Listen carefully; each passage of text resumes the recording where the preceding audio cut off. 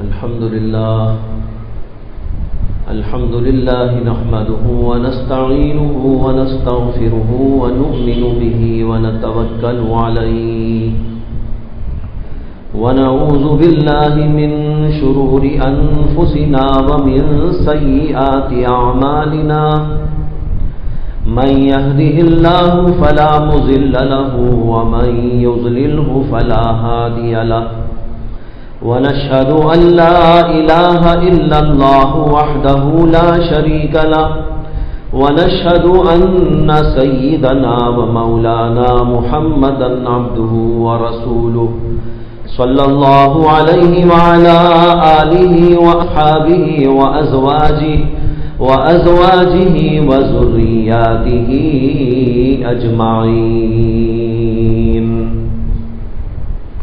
أما بعد فأعوذ بالله من الشيطان الرجيم بسم الله الرحمن الرحيم وسارعوا إلى مغفرة من ربكم وجنة عرضها السماوات والأرض أعدت للمتقين الذين ينفقون في السراء والضراء والكاظمين الغيظ والعافين عن الناس والله يحب المحسنين.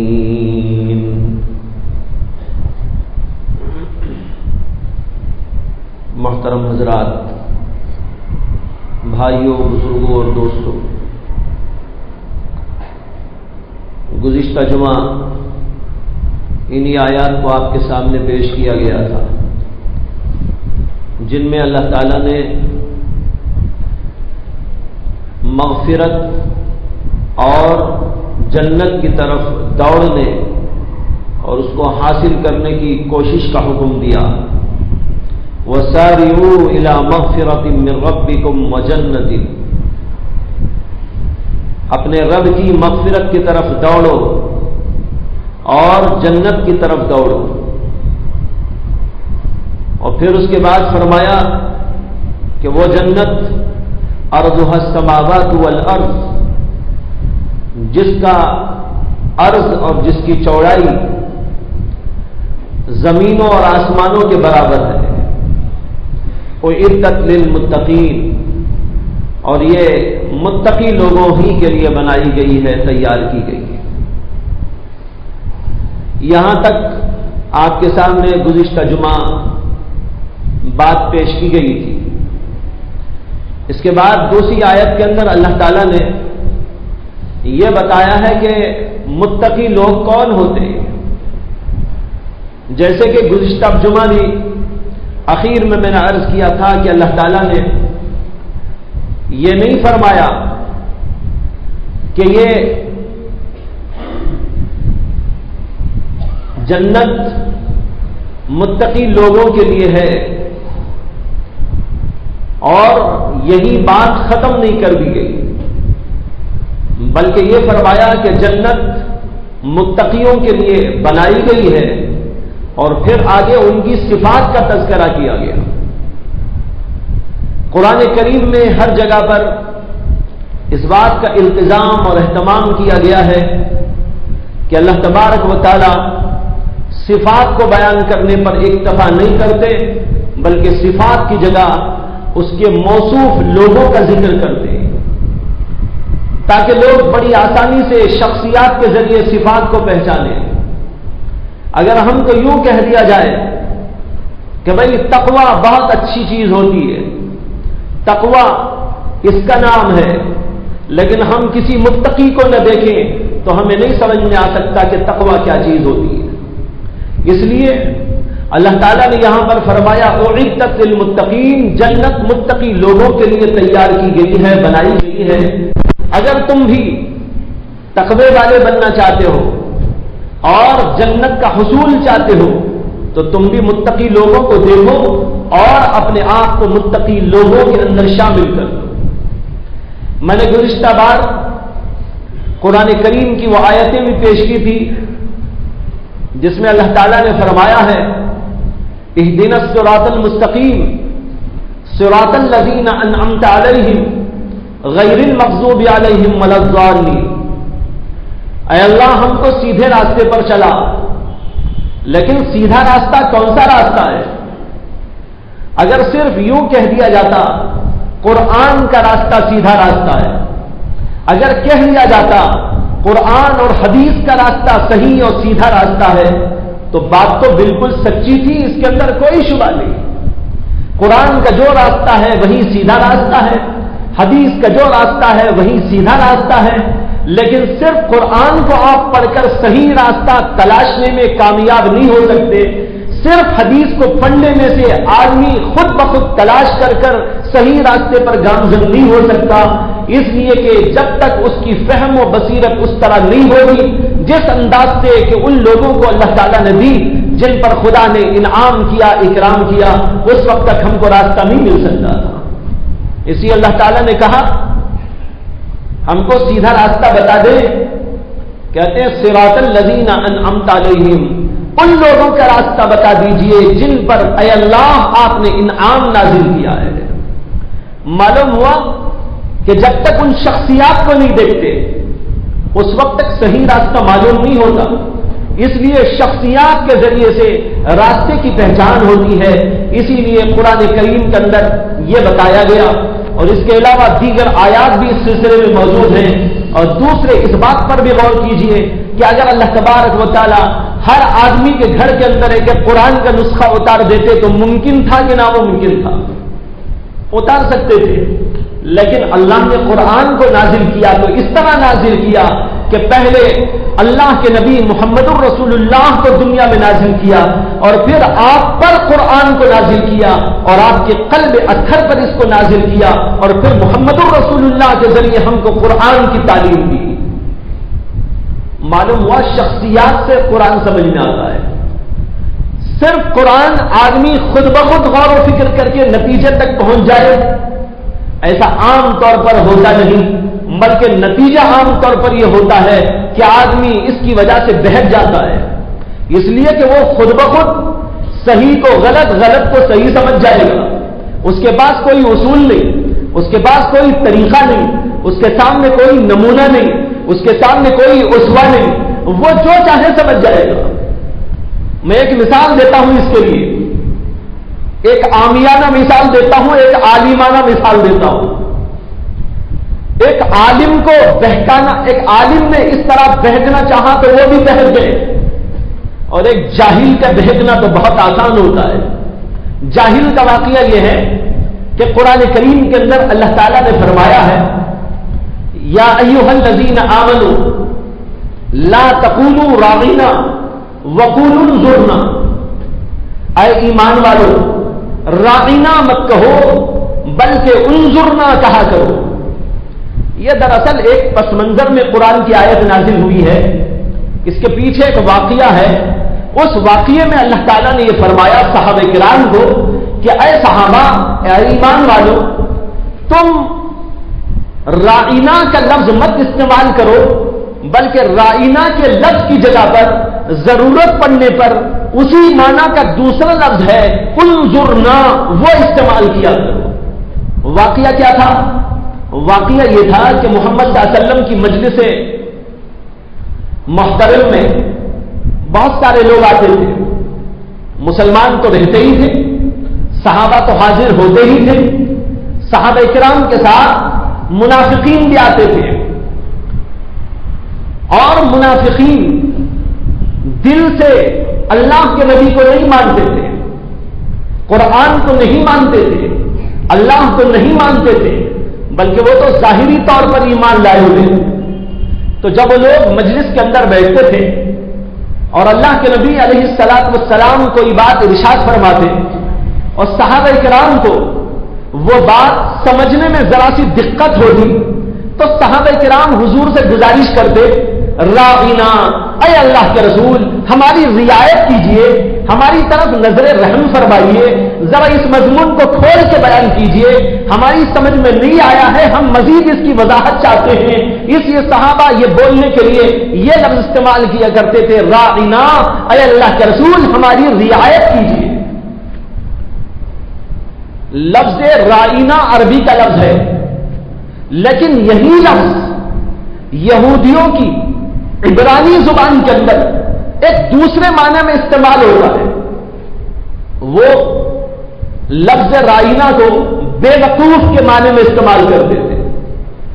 ان کی زبان میں یہ لفظ اس معنی میں استعمال ہوتا تھا۔ یہ منافقین سب کے سب یہودی تھے، وہ اللہ کے نبی کی مجلس میں بیٹھے رہتے تھے۔ اللہ کے نبی صلی اللہ علیہ وسلم کو جب کوئی بات کہنا ہوتا آپ ارشاد فرماتے، صحابہ کرام کو ضرورت پڑتی تو وہ کہتے راعنا، اے اللہ کے رسول ہماری رعایت کیجئے۔ اسی وقت یہ منافقین دوسرے معنی لے کر آپس میں ایک دوسرے کو دیکھ کر ہنستے اور کہتے یا رسول اللہ راعنا، یا رسول اللہ راعنا، اے اللہ کے رسول تم بے وقوف ہو، اے اللہ کے رسول تم بے وقوف ہو۔ یہ ٹھٹے مار کر آپس میں ہنستے اور اللہ کے نبی صلی اللہ علیہ وسلم کا مذاق اڑایا کرتے تھے۔ وہ اپنی زبان میں یہ لفظ استعمال کرتے تھے، صحابہ عربی زبان میں استعمال کیا کرتے تھے۔ صحابہ کا مطلب صحیح تھا، ان کا مطلب غلط تھا۔ اب اللہ تعالیٰ نے کیا کیا؟ قرآن میں آیت نازل فرما دی، اے ایمان والو اب سے تمہیں راعنا بولنے کی اجازت ہی نہیں، نہ تم بولو نہ یہ بولے۔ مجلس رسول کے اندر راعنا بولنے کی کوئی اجازت نہیں، اس کی جگہ پر دوسرا لفظ اسی معنی کا ہم تم کو بتاتے ہیں، وہ لفظ ہے انظرنا۔ یہ لفظ اس کی جگہ پر استعمال کرو، تمہارا مطلب حاصل ہو جائے گا، ان کا مطلب ختم ہو جائے گا۔ یہ تھا قرآن کریم کی اس آیت کا منشا۔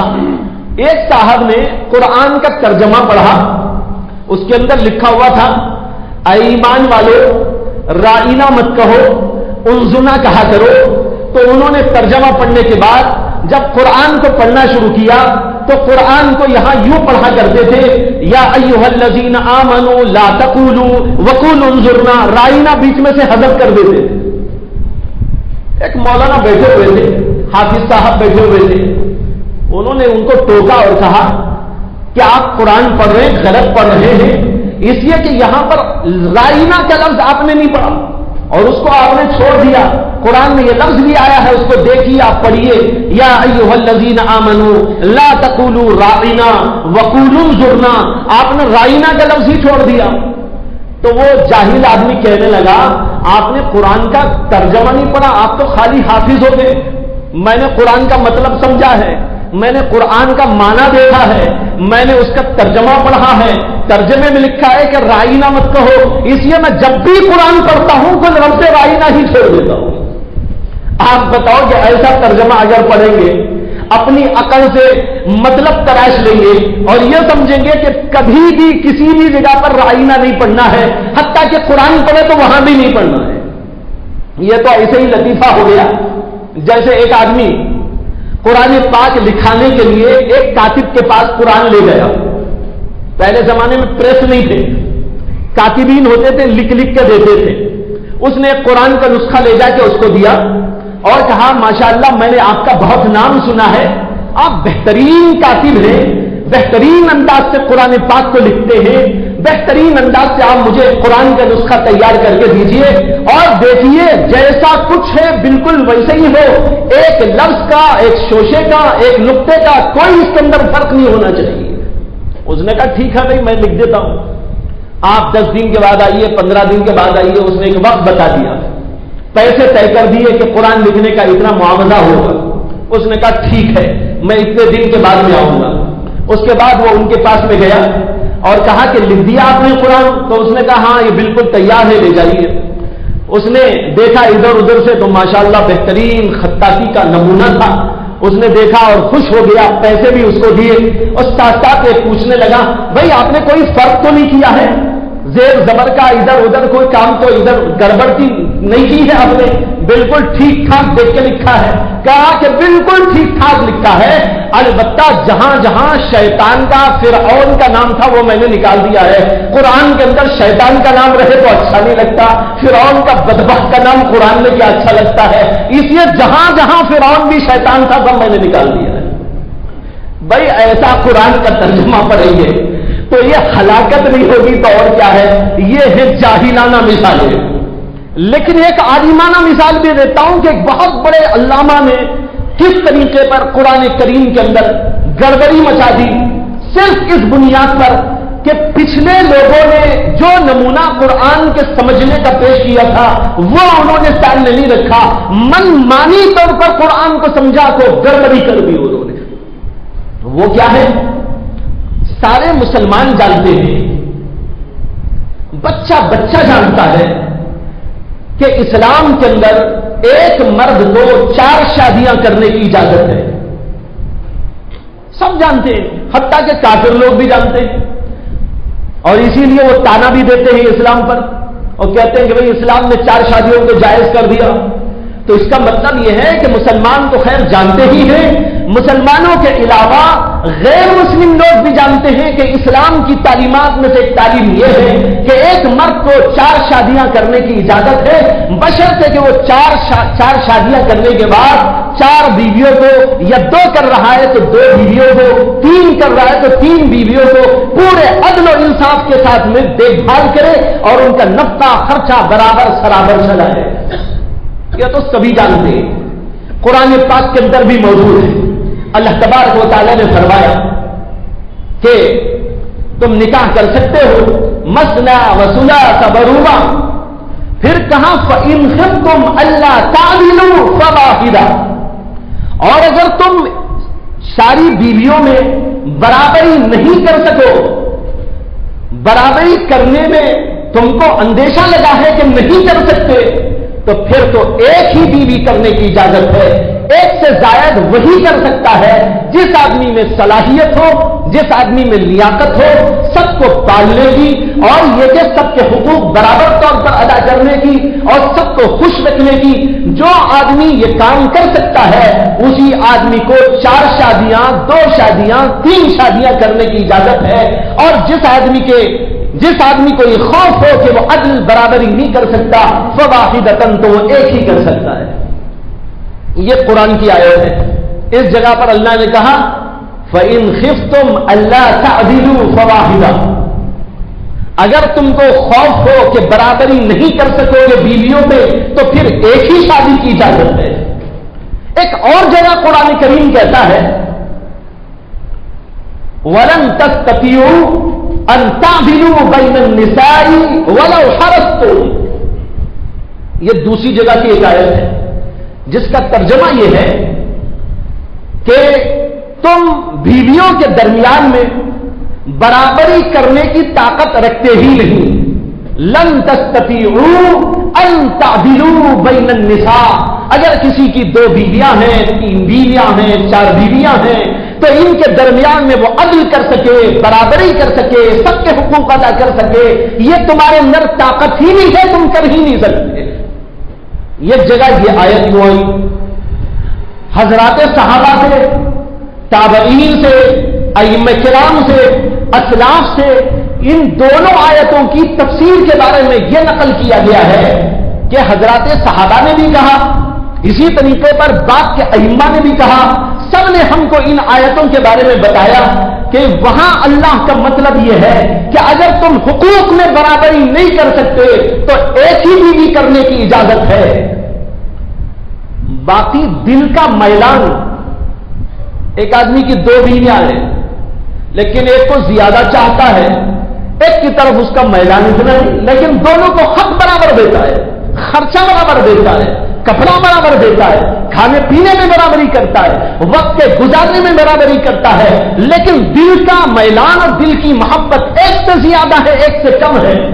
اللہ نے اس کے بارے میں دوسری آیت کے اندر کہا لن تستطيعوا ان تعدلوا بین النساء، اگر تم بیویوں سے برابر سرابر محبت کرنا چاہو، یہ نہیں ہو سکتا، کسی سے کم ہوگی، کسی سے زیادہ ہوگی، حتیٰ کہ خود محمد رسول اللہ صلی اللہ علیہ وسلم کے بارے میں آتا ہے اللہ کے نبی علیہ السلام کو جتنی محبت حضرت عائشہ صدیقہ سے تھی اتنی دوسروں سے نہیں تھی۔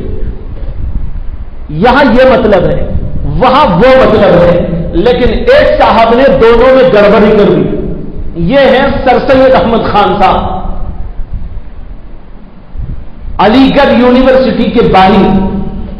انہوں نے تفسیر لکھی جس کا نام ہے تفسیر القرآن۔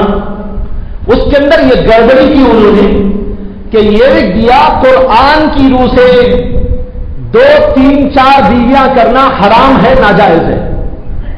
حالانکہ سب جانتے ہیں، یہاں جتنے بیٹھے میرے خیال سے کوئی بھی ایسا نہیں ہوگا جو یہ مسئلہ نہ جانتا ہو کہ دین اسلام میں 4 شادیاں کرنے کی اجازت ہے۔ لیکن خان صاحب لکھتے ہیں اور صاف لکھتے ہیں کہ قرآن کی روح سے دین اسلام کے اندر صرف ایک ہی بیوی کرنے کی اجازت ہے، ایک سے زیادہ کرنے کی اجازت نہیں۔ کیوں؟ کہتے ہیں اس لیے کہ اللہ نے کہا فَإِنْ خِفْتُمْ أَلَّا تَعْدِلُوا بَيْنَ النِّسَاءِ، کہ اگر تم بیویوں میں عدل نہیں کر سکتے فواحدۃ تو ایک ہی کر سکتے ہو، اور دوسری جگہ اللہ نے کہہ دیا تم عدل کر ہی نہیں سکتے، تو مطلب یہ ہے کہ ایک سے زیادہ تم کر ہی نہیں سکتے۔ گڑبڑی کر دی، وہاں کا مطلب کچھ اور تھا، یہاں کا مطلب کچھ اور تھا، دونوں کے مطلب میں گڑبڑی کر دی۔ وہاں وہ حقوق کی آیت تھی اور یہاں محبت کا مطلب بیان کیا گیا تھا، دونوں میں جب گڑبڑی کر دی تو بھائیوں مسئلہ غلط بتایا، ایک جائز کام کو حرام اور ناجائز قرار دے دیا۔ یہ گڑبڑی ہو جاتی ہے اس وقت میں جبکہ نمونہ سامنے نہیں ہوتا، محض اپنی عقل سے کوئی قرآن کو سمجھنے کی کوشش کرتا ہے۔ یہ میں نے 2 3 مثالیں دی، یہ تو عالم صاحب کی مثال دی میں نے۔ دیکھیے قرآن سامنے ہے، آیتیں سامنے ہیں، نمونہ سامنے نہیں ہے۔ اگر خان صاحب کم از کم اتنا سوچ لیتے کہ اگر اللہ کے نبی علیہ السلام پر جن پر قرآن کریم نازل ہوا ہے انہوں نے بھی قرآن کو نہیں سمجھا جتنا خان صاحب نے سمجھا۔ اللہ کے نبی علیہ السلام نے کئی بیویاں کی، چلو اللہ کے نبی علیہ السلام کا تو مخصوص مقام، لیکن صحابہ کرام حضور کے سامنے کئی شادیاں کیے، لیکن کبھی اللہ کے رسول نے نہیں کہا کہ بھائی قرآن میں ایک ہی بیوی کی اجازت ہے، تم 2 کیوں کر رہے ہو حرام کام؟ ابو بکر تم نے کیوں حرام کام کیا؟ ارے عمر تم نے کیوں حرام کام کیا؟ ارے فلاں اور فلاں تم نے کیوں حرام کام کیا؟ یہ اللہ کے رسول نے کبھی نہیں کہا۔ خان صاحب اگر کم از کم نمونے محمدی کو سامنے رکھ لیتے قرآن ان کو سمجھ میں آ جاتا، لیکن اللہ کے نبی کے نمونے کو سامنے نہیں رکھا، حرام حلال کو حرام قرار دے دیا اور اتنے غلط کام کے مرتکب ہو گئے۔ بھائیوں اس لیے نمونہ سامنے رکھنا ضروری ہے، اس لیے اللہ تعالیٰ نے محمد صلی اللہ علیہ وسلم کو بھیجا، پھر محمد صلی اللہ علیہ وسلم کے بعد صحابہ کرام کو نمونہ بنایا، صحابہ کرام تابعین کے لیے نمونہ بنے، اور پھر اس کے بعد تبع تابعین کے لیے تابعین نمونہ بنے، اور پھر اس کے بعد کے لوگوں کے لیے تبع تابعین نمونہ بنے۔ اسی طریقے پر ائمہ ہر زمانے میں پیدا ہوتے رہے، آج تک یہی سلسلہ ہے دنیا کے اندر کہ اللہ کے کلام کو سمجھنے، محمد رسول اللہ صلی اللہ علیہ وسلم کے کلام کو سمجھنے کے لیے، آپ کی حدیث کو سمجھنے کے لیے نمونہ درکار ہوتا ہے۔ یہ وہ چیز ہے جس کا اشارہ یہاں پر ہم کو دیا گیا۔ اعدت للمتقین، یہ بات اس لیے ذرا تفصیل سے میں نے کہی کہ آج کے زمانے میں پڑھے لکھے جاہل بہت ہیں۔ ایک تو ان پڑھے جاہل ہوتے ہیں، ان کو سمجھانا بہت آسان ہوتا ہے۔ کیوں؟ اس لیے کہ جو جاہل ہوتا ہے اور اپنے آپ کو جاہل سمجھتا ہے وہ کسی کے کہنے سے مان لیتا ہے، اور جو آدمی کے جاہل ہوتا ہے لیکن اپنے آپ کو عالم فاضل سمجھتا ہے، ایسے آدمی کو سمجھانا بہت مشکل ہوتا ہے، اس لیے کہ وہ سمجھتا ہے کہ میرے سے بڑا تو کوئی عالم ہی نہیں ہے۔ جب عالم اتنا بڑا وہ ہو گیا اگرچہ ہے جاہل تو وہ کس عالم کی مان کے دے گا؟ ماننے پر ہرگز نہیں آئے گا۔ آج ہم دیکھتے چلے جا رہے ہیں، کوئی ابو حنیفہ پہ تنقید کر رہا ہے، اس کی داڑھی دیکھو شریعت کے مطابق نہیں، اس کا لباس دیکھو شریعت کے مطابق نہیں، اس کا علم دیکھو تو ابو حنیفہ کی ٹھوکر کے برابر بھی نہیں، الف با تک نہیں جانتا، قرآن کا ترجمہ تک نہیں پڑھا، احادیث کے ذخیرے پر نظر تک نہیں گئی، بخاری شریف کا جو ہے ڈھول رچاتے ہیں لیکن بخاری شریف کبھی کھول کر نہیں پڑھی۔ یہ آج کل کے زمانے کے اندر کچھ ان پڑھ قسم کے لوگ، جاہل قسم کے لوگ اپنے آپ کو عالم بنائے ہوئے ہیں اور لوگوں کے درمیان میں یہاں سے وہاں تک گشت کرتے کرتے لوگوں کو بتا رہے ہیں ارے بھائی بخاری میں یوں آ گیا ہے، فلاں کتاب میں یوں آ گیا ہے، لیکن تمہارے پاس عقل کہاں، تمہارے پاس سمجھ کہاں، تمہارے پاس اتنی لیاقت کہاں کہ ان کتابوں کو، قرآن کو سمجھ سکو۔ ابھی میں نے آپ کے سامنے مثالیں دی، اگر صرف ترجمہ دیکھ کر کوئی مطلب سمجھ کر صحیح سمجھ جایا کرتا ہے تو پھر اس آدمی کو بھی آپ کو صحیح کہنا پڑے گا جو رائے نہ چھوڑ کے آگے بڑھ رہا تھا۔ تو آپ کہیے کہ جناب ہاں وہ حق پر ہے، دیکھو قرآن ہی میں لکھا ہوا ہے رائے نہ مت کہو، اس نے کیا گناہ کیا رائے نہ اگر نہیں پڑھ رہا ہے؟ لیکن کوئی نہیں کہتا، سب کہتے جاہل ہے، اناری ہے۔ اسی طرح بھائیو بخاری شریف کو پڑھنے کے لیے ہو اور دیگر کتابوں کو پڑھنے کے لیے ہو سمجھ کی ضرورت ہے، فہم کی ضرورت ہے، بصیرت کی ضرورت ہے۔ اسی لیے حدیث میں آتا ہے اللہ کے نبی صلی اللہ علیہ وسلم نے ارشاد فرمایا کہ بہت سے ایسے لوگ ہیں کہ وہ حدیثوں کو جانتے ہیں لیکن حدیث جو ان سے سننے والے ہیں وہ ان سے زیادہ افقاہ ہیں، فقیہ ہیں، ان سے زیادہ جانکاری۔ اس کی ایک مثال دیتا ہوں میں آپ کو۔ امام اعظم ابو حنیفہ رحمۃ اللہ علیہ بہت بڑے عالم تھے، ان کے ایک استاد تھے اور ظاہر بات ہے استاد کا کیا مقام ہوگا، وہ ضرور بھی ضرور ابو حنیفہ سے بڑے تھے۔ ان کا نام تھا امام شعبی، شین عین با یا شعبی، یہی امام شعبی ہیں جنہوں نے امام اعظم ابو حنیفہ رحمۃ اللہ علیہ کو سب سے پہلے پڑھایا ہے، علم دیا ہے اور ان کو بنانے میں بہت کارنامہ ان کا ہے۔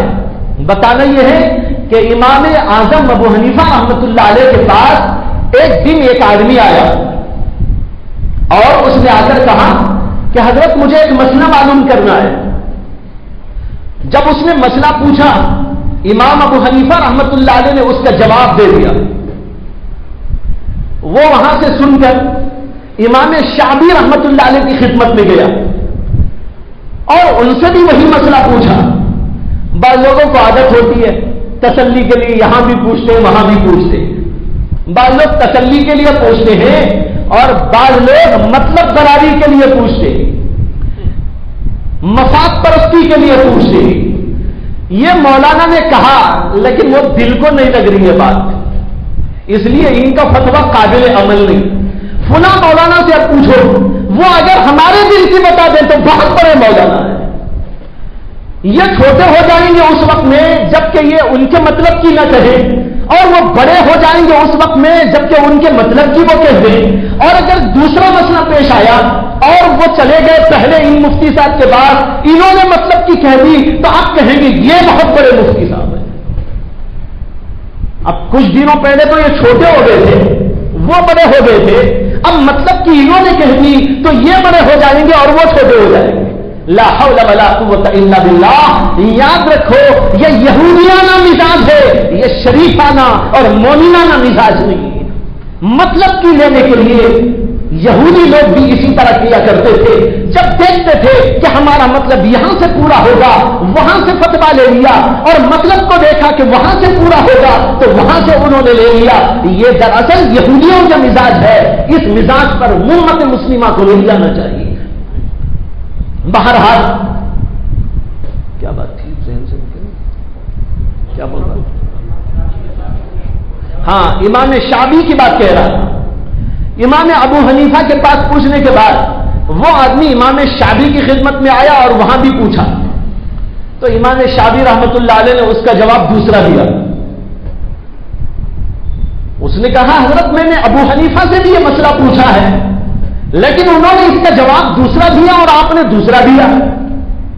پوچھا کہ انہوں نے کیا جواب دیا تو اس نے بتایا کہ انہوں نے اس کا یہ جواب دیا ہے۔ امام شعبی خاموش ہو گئے۔ کچھ دیر کے بعد امام ابو حنیفہ رحمت اللہ علیہ اپنے استاد سے ملاقات کے لیے آئے امام شعبی کی خدمت میں، تو امام شعبی نے ان سے پوچھا کہ آج آپ سے کسی نے یہ مسئلہ پوچھا تھا؟ انہوں نے کہا کہ ہاں پوچھا تھا. فرمایا کہ کیا جواب آپ نے دیا؟ کہا کہ میں نے تو اس کا یہ جواب دیا. امام شافعی نے پوچھا آپ نے اس مسئلے کا جواب کس دلیل کی بنیاد پر دیا ہے؟ اس کی کیا دلیل ہے آپ کے پاس؟ اس کے جواب میں امام اعظم ابو حنیفہ رحمۃ اللہ علیہ فرمانے لگے یہ مسئلہ میں نے اس دلیل سے عرض کیا ہے ما قد حدثنا، جو حدیث کے آپ نے مجھ سے بیان فرمائی اور آپ کو آپ کے فلاں استاد نے بتائی اور ان کو ان کے فلاں استاد نے بتائی اور ان کو ان کے فلاں استاد نے بتائی، ان کو فلاں صحابی نے بتائی، ان کو رسول اللہ صلی اللہ علیہ وسلم نے بتائی اور پھر حدیث پیش کر دی. امام شافعی رحمۃ اللہ علیہ کہنے لگے اچھا اس حدیث سے تم نے یہ مسئلہ عرض کیا ہے، واقعی یہ مسئلہ تو اس حدیث سے نکلتا ہے اور یہ حدیث میں اس وقت سے جانتا ہوں جبکہ ابو حنیفہ تمہارے ماں باپ کا ملن بھی نہیں ہوا تھا، شادی بھی نہیں ہوئی تھی، اس وقت سے میں اس حدیث کو جانتا ہوں. تم دنیا میں پیدا بھی نہیں ہوئے تھے، لیکن کبھی اس حدیث سے اس مسئلے کو نکالنا میرے ذہن میں نہیں آیا. یہ اللہ نے تم کو عطا کیا ہے فقاہت اور بصیرت، اس کی وجہ سے تم نے یہ مسئلہ اس سے نکال لیا. میں جانتا تو زمانے سے ہوں لیکن میرا ذہن کبھی ادھر نہیں گیا. معلوم ہوتا ہے کہ بعض لوگ حدیث جانتے ہیں لیکن بعض لوگوں کو فقاہت زیادہ ملتی ہے، بصیرت زیادہ ملتی ہے، وہ اس کی تہ میں پہنچتے ہیں اور مسائل کو نکال لیتے ہیں. مجھے اس پر ایک لطیف بات یاد آ گئی. حضرت عبداللہ بن مسعود رضی اللہ تعالی عنہ فقیہ صحابہ میں سے ہیں، یعنی بڑی باریک بینی اللہ نے ان کو عطا کی تھی، بڑی تفقہ اور بصیرت سے اللہ نے ان کو نوازا تھا. ان کے پاس ایک آدمی آیا اور اس نے آ کر کہا کہ اللہ کے نبی علیہ الصلوۃ والسلام خطبہ بیٹھ کر دیتے تھے یا خطبہ کھڑے ہو کر دیتے تھے؟ اب اس کا جواب تو ان کے لیے بڑا آسان تھا، اس لیے تو انہوں نے اللہ کے نبی کو یہ بھی سووں دفعہ دیکھا ہوگا خطبہ دیتے ہوئے، منبر پر کھڑے ہو کے دیا کرتے تھے اللہ کے نبی علیہ الصلوۃ والسلام. تو چاہتے تو یہ جواب دے سکتے تھے اللہ کے نبی کو میں نے بارہا دیکھا ہے، سووں دفعہ دیکھا ہے، آپ کھڑے ہو کے خطبہ دیا کرتے تھے، لیکن اس کے باوجود کہ یہ بات وہ جانتے تھے انہوں نے ایک عجیب و غریب فقاہت کی بات کی، ایک فقیہانہ بصیرت فروز بات انہوں نے کی. انہوں نے کہا اللہ کے نبی علیہ الصلوۃ والسلام خطبہ جو دیا کرتے تھے وہ کھڑے ہو کے دیا کرتے تھے اور یہ بات قرآن میں آئی ہے. اس نے کہا قرآن میں آئی ہے کہ خطبہ کھڑے ہو کے دیتے تھے؟ اس نے کہا اللہ حضرت عبداللہ بن مسعود کہنے لگے کہ ہاں قرآن میں آئی ہے، دیکھو اللہ نے فرمایا ہے وَتَرَكُوكَ قَائِمًا، یہ قرآن کی آیت ہے. سورہ جمعہ کے اخیر میں اللہ تبارک و تعالیٰ نے ایک واقعے کا اس میں ذکر کیا ہے جس کا حاصل یہ ہے اللہ کے نبی خطبہ دے رہے تھے، صحابہ کرام بیٹھے ہوئے تھے اور اسی درمیان کے اندر باہر ملکوں سے کچھ لوگ آئے اور عجیب عجیب چیزیں دکھانے لگے. تو جو بیٹھے ہوئے لوگ تھے وہ سب کے سب حضور کو چھوڑ کر اسی حالت کے اندر مسجد کے باہر وہ دیکھنے کے لیے چلے گئے. اللہ نے اس پر تنبیہ کرتے ہوئے فرمایا ہے وَتَرَكُوكَ قَائِمًا، یہ لوگ آپ کو چھوڑ کر چلے گئے، اس حال میں چھوڑ کر گئے کہ آپ کھڑے ہو کے خطبہ دے رہے ہیں. دیکھو کھڑے ہو کے خطبہ دینے کا ذکر قرآن کی اس آیت کے اندر آیا. قائمن کے لفظ سے استنباط کیا، استدلال کیا اور اس کو جب پوچھنے والے کو انہوں نے بتا دیا. تو بھائیو یہ ہوتی ہے بصیرت، یہ ہوتی ہے گہرائی، یہ ہوتی ہے فقاہت. یہ اللہ بعضوں کو عطا کرتا ہے، ہر ایک کو عطا نہیں کرتا. تو یہ بات اس پر چلی تھی کہ آج بہت سارے ایسے لوگ پیدا ہو گئے ہیں کہ وہ حضرات ائمہ پر تان تشریح کرتے ہیں اور دعویٰ کرتے ہیں کہ ہم قرآن پڑھتے ہیں، ہم حدیث پڑھتے ہیں، اور حقیقت یہ ہے کہ انہوں نے نہ قرآن پڑھا نہ حدیث پڑھی اور نہ ان کا ڈیل ڈول اسلام کے مطابق ہے، نہ ان کے چہرے اسلام کے مطابق ہے، نہ ان کا طرز عمل اسلام کے مطابق ہے. سب کچھ اس کے خلاف اور دو چار مسائل لے کر پوری امت کو الجھانے میں مشغول ہو جاتے ہیں. یہاں تک کہ تمام ائمہ پر، تمام کے تمام بزرگوں پر، تمام کے تمام اسلاف پر تبرہ بازی کرتے ہیں اور ان کو گالیاں دیتے ہیں، ان کے خلاف آوازیں کرتے رہتے ہیں. بھائیوں یہ بہت بڑا امت کے لیے فتنہ ہے، اس فتنے سے بچ کے رہنے کی ضرورت ہے. بہرحال آئیے عنوان سے کافی دور ہم پہنچ گئے. اللہ تعالیٰ کہتے ہیں وہ عزت للمتقین، یہ جنت متقی لوگوں کے لیے بنائی گئی. متقی لوگ کن کو کہتے ہیں؟ جن کے لیے اللہ نے جنت بنائی اور وہ جنت جس کا اوپر اللہ نے تھوڑا سا نقشہ کھینچا اور فرمایا ارضها السماوات والارض، اتنی بڑی ہے وہ جنت کہ صرف اس کی چوڑائی ساتوں زمینوں اور ساتوں آسمانوں کے برابر ہے. پھر میں نے اس کے ساتھ آپ کو بتایا تھا کہ قرآن و حدیث میں دیگر مقامات پر اس جنت کا تذکرہ بڑے واضح طور پر کیا گیا، بھرپور طور پر کیا گیا اور لوگوں کو ابھارا گیا کہ جنت کو حاصل کرنے کی فکر کرو. دنیا کی چیزوں کو سنتے ہیں انسان لپکتا ہے، جنت کو سنتا ہے سوتا رہتا ہے، کبھی یہ خیال نہیں کرتا اس جنت کو حاصل کرنے کے لیے اللہ کے نبی نے کیا کیا کیا تھا، اس جنت کی تحصیل کے لیے ابو بکر صدیق نے کیا کیا کیا تھا، حضرت عمر بن خطاب نے کیا کیا تھا. ایک صحابی تھے وہ جو ہے کھجور کھا رہے تھے، انہوں نے کہا احد پہاڑ کے اس پار مجھے جنت کی خوشبو آ رہی ہے، اس کے کھانے میں دیر لگ جائے گی، مجھے تو اس سے پہلے جنت کو جانا ہے. کھجور کی اس ڈالی کو یوں ہی پھینکا اور آگے بڑھ گئے، احد کے معرکے میں شریک ہوئے اور جو ہے شہادت نوش فرمائی. یہ حضرات صحابہ تھے جن کو ہر وقت اس کی فکر لگی ہوئی ہے کہ ہم کو جنت کی تحصیل کرنا چاہیے، جنت حاصل کرنے کی فکر کرنا چاہیے، اس کے لیے نمازیں پڑھنا چاہیے، اس کے لیے فلاں اور فلاں کام کرنا چاہیے. یہاں اللہ نے یہی نقطہ بیان فرمایا اعدت للمتقین، یہ جنت متقی لوگوں کے لیے بنائی گئی ہے. اگر تم چاہتے ہو کہ جنت حاصل کر لو تو متقی بن جاؤ، متقی بنو گے تو آٹومیٹیکلی تم کو مل جائے گی، اللہ خود بخود تم کو دے دے گے اور تمہیں کچھ کرنا دھرنا نہیں ہوگا، صرف اتنا کرنا ہوگا متقی بننا ہے. متقی کیا ہے؟ متقی کس کو کہتے ہیں؟ متقی کے دو کام ہوتے. ایک کام تو اس کا یہ ہے ہر وقت اللہ کی اطاعت کرتا رہے، خدا کی نافرمانی نہ کرے. نماز کا حکم ہو نماز پڑھے، روزے کا حکم ہو روزہ رکھے، زکات کا حکم ہو تو زکات دے، قربانی کا حکم ہو تو قربانی کرے. اسی طریقے پر جو خدائی احکامات ہے ان خدائی احکامات کو پورا کرنے کی فکر میں لگا رہے. ایک کام تو یہ ہوتا ہے اس کا نام ہے اطاعت، اور دوسرا کام یہ ہے گناہ کو چھوڑ دے. کوئی ناجائز کام، کوئی حرام کام، کوئی معصیت کا کام، کوئی گناہ کا کام نہ کرے، بلکہ تمام قسم کے گناہوں سے اپنے آپ کو بچا لے. اگر یہ دو کام کوئی کر لیتا ہے تو وہ متقیوں میں داخل ہو جاتا ہے. اب متقیوں میں داخل ہو گیا، جنت اس کے لیے ضرور بھی ضرور ہوگی، اس کے اندر کوئی کسی قسم کا شک و شبہ نہیں ہے. اس لیے کہ اللہ کا وعدہ کبھی جھوٹا نہیں ہو سکتا. دنیا والے جھوٹ بولتے ہیں، بڑی بڑی چیزیں دکھاتے ہیں اور وعدے کرتے ہیں، لیکن جب آپ کہتے ہیں کہ جناب دیجیے تو وہاں پر تعویل شروع کر دیتے ہیں. یہ دنیا والوں کا دھندا ہے، یہ انسانوں کا کردار ہے، لیکن ایک اللہ ہے. اللہ تبارک و تعالیٰ جو وعدہ کرتے ہیں وہ ضرور بھی ضرور پورا کرتے ہیں. اللہ کے وعدے میں کبھی تخلف نہیں ہوتا. لہذا متقی بننے کی انسان فکر کر لے اور یہ دو کام جم کر لے. ایک اطاعت کا کام، ایک ترک معصیت کا کام یعنی گناہوں سے بچنے کا کام. یہ دو کام مستقل طور پر کر لے گا تو انشاءاللہ جنت اس کی کہیں نہیں گئی. اللہ تعالیٰ نے آگے آیتوں کے اندر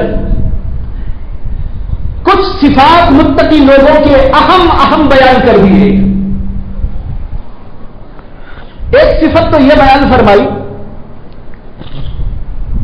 الذین ينفقون فی السراء والضراء.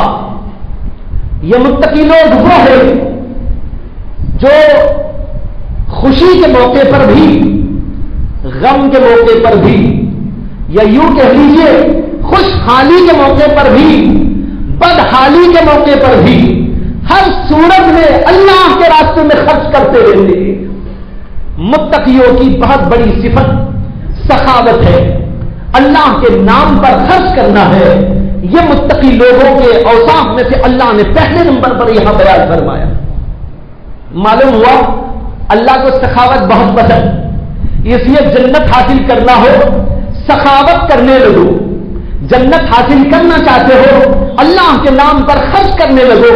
جتنا آپ کے اندر وسعت ہے, طاقت ہے, اپنی ضروریات پوری کرنے کے بعد, اپنی سہولیات بہم پہنچانے کے بعد, اپنے اور کام دام جو کچھ کرنا ہے اس کو کرنے کے بعد جو کچھ بچ جاتا ہے اس بچے ہوئے مال میں سے اللہ کے نام پر خرچ کرنا, یہ مسلمان کی بہت ہی اہم ترین صفت ہے. حدیث میں آتا ہے اللہ کے نبی علیہ السلام نے ارشاد فرمایا, روزانہ 2 فرشتے آسمان سے نازل ہوتے, صبح سے شام تک اللہ سے دعا کرتے رہتے, اور ایک فرشتہ ان میں سے کہتا ہے اے اللہ خرچ کرنے والے کو نعم البدل عطا فرما, اور دوسرا فرشتہ یہ برابر اللہ سے دعا کرتا ہے اے اللہ جو خرچ نہیں کرتا, بچا بچا کے رکھتا ہے, اسے نقصان دے دے. لوگ کہتے ہیں ہم تو بچا رہے ہیں, لیکن اللہ کے نبی کہہ رہے تم بچانے کی فکر کر رہے ہو لیکن اس کو نقصان پہنچانے کے اللہ کی طرف سے سبیلیں بنتی چلی جاتی ہیں. آدمی بچانے کی کوشش کرتا ہے لیکن وہ بچتا نہیں, کہیں نہ کہیں خرچ ہو جاتا ہے. اور کبھی تو خرچ ہوتا ہے بیکار کاموں میں, فضول کاموں میں, حرام کاموں میں, ناجائز کاموں میں, ایسے کاموں میں جس سے خود انسان کو بھی اچھا نہیں معلوم ہوتا کہ یہاں خرچہ ہو. پولیس والوں نے پکڑ لیا خاموخی, لاؤ جناب لاؤ, اب بیچارہ وہاں مجبوراً دے رہا ہے. اللہ نے کہا خوش دلی سے مجھ کو دو, خوش دلی سے میرے راستے میں دو, اور میں تم کو اس سے بہتر چیز عطا کرنے والا ہوں. لیکن انسان کا دل یہاں کنجوس ہو جاتا ہے, بخیل بن جاتا ہے, لیکن پولیس والے کو دے دے کے چھڑا کے اپنے آپ کو آتا ہے. بعض وقت کوئی بیماری لگ جاتی ہے اور بیماریوں کے پیچھے انسان کو لگانا پڑتا ہے. اگر آپ نے اپنی بیماری کے لیے یہ پیسہ اللہ کے پاس میں جمع کر دیا ہوگا, اللہ تبارک و تعالیٰ اس کے لیے انتظام فرما دیتے ہیں. اس لیے کہ یاد رکھے صدقہ و خیرات بہت ساری بیماریوں کے لیے شفا ہے, بہت سارے مصائب اور آفات اور بلیات سے حفاظت کا ذریعہ ہے. اور حدیث کے اندر یہ مضمون اللہ کے نبی علیہ السلام نے بتایا کہ جب صدقہ دیتا ہے انسان تو اللہ کا غصہ فروغ ہو جاتا ہے. اللہ کے غصے کو اگر کم کرنا ہے صدقہ دو, جس قدر صدقہ دیں گے اللہ کا غصہ کم ہوگا. اور دوسری بات یہ ارشاد فرمائی بیماریوں کے لیے شفا ہے, مصائب اور آفات اور بلیات سے اس کے اندر حفاظت ہے. آج بھائیوں ہر انسان کو ضرورت ہے اس بات کی کہ وہ ان مسائل سے, پریشانیوں سے اپنے آپ کو محفوظ رکھے, اس لیے کہ آج کی دنیا کے اندر مسائل بہت زیادہ ہے, مسائل بہت زیادہ ہے. باوجود پیسہ ہونے کے, باوجود بہت کچھ سامنے ہونے کے انسان مصیبتوں میں گھرا ہوا ہے. اس مصیبت سے کیسے نکلے؟ اللہ کے نبی نے نسخہ بتایا. وہ نسخہ یہ ہے کہ آدمی اللہ کے راستے میں خرچ کرے, کبھی صبح میں خرچ کرے, کبھی شام میں خرچ کرے, کبھی کسی اور وقت میں خرچ کرے. اللہ کے نام پر خرچ کرنے والے کو اللہ تعالیٰ مصیبتوں سے نکالتے ہیں, پریشانیوں سے محفوظ رکھتے ہیں, یہاں تک کہ اللہ تعالیٰ کا غصہ بھی ان سے شروع ہو جاتا ہے. ایک حدیث میں آتا ہے اللہ کے نبی علیہ السلام نے ارشاد فرمایا کہ جب بندہ اللہ کے لیے خرچ کرتا ہے اللہ تعالیٰ اس کے عوض میں اس کو 10 گنا زیادہ عطا فرماتے ہیں. اور قرآن کریم کے اندر اللہ نے فرمایا کہ جو اللہ کے راستے میں خرچ کرتے ہیں اللہ تبارک و تعالیٰ ان کو جو ہے اتنا 700 گنا زیادہ عطا فرماتے ہیں. کہاں 1 اور کہاں 700 گنا. اور پھر آگے فرمایا واللہ یضاعف لمن یشاء, اور اللہ اس سے بھی زیادہ جس کو چاہتا ہے عطا فرماتا ہے. اس لیے بھائیوں یہاں دنیا کا ایمان اپنے لیے یہی رکھنے کی کوشش کرنے کے بجائے اللہ کے نام پر خرچ کرنے کی کوشش کرنا چاہیے. جب آدمی اللہ کے لیے خرچ کرتا ہے بہت سی آفات مصیبتوں سے اللہ تعالیٰ اس کی حفاظت فرماتے ہیں. اس موضوع پر انشاءاللہ تفصیلی گفتگو اگلے ہفتے ہوگی. وآخر دعوانا ان الحمد للہ رب العالمین.